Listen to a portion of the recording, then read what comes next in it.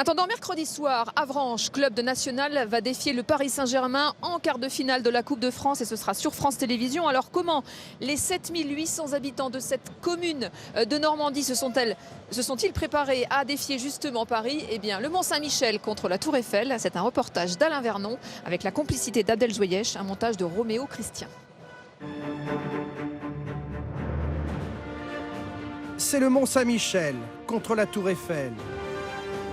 Un petit rêve contre une grande ambition.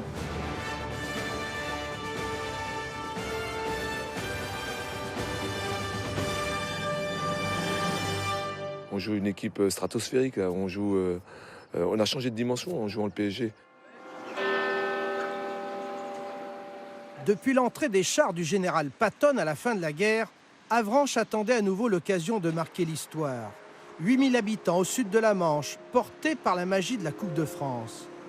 Des héros en championnat national, vainqueurs de Strasbourg, club de Ligue 2, au tir au but en 8e de finale.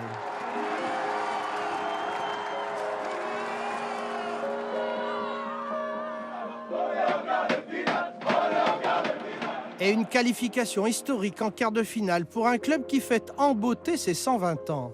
On a éliminé au dernier tour la capitale de l'Europe, Strasbourg. Là, ce n'est que la capitale de la France. On peut tout faire, on peut tout faire.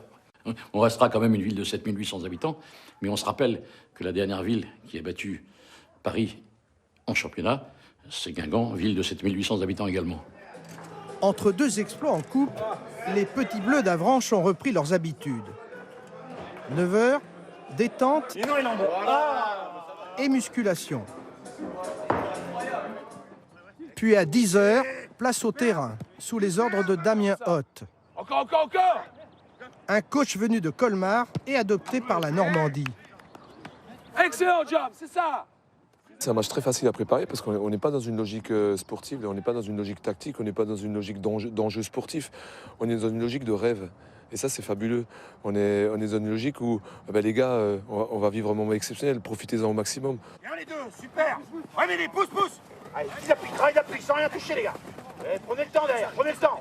Faut qu'on joue libéré, sans penser qu'on a forcément une chance, mais voilà, plus on joue libéré, plus on a de chances de faire bonne figure. Si on commence à se poser des questions, on va passer à côté de quelque chose. Donc le mieux, c'est de ne pas calculer, foncer, et après on verra bien le résultat. Pour se rendre au match du siècle, Damien Hoth ne dérogera pas à ses habitudes. Faire le parcours jusqu'au stade à vélo.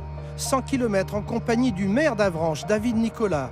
100 km pour rapprocher un peu plus le Mont-Saint-Michel de la Tour Eiffel.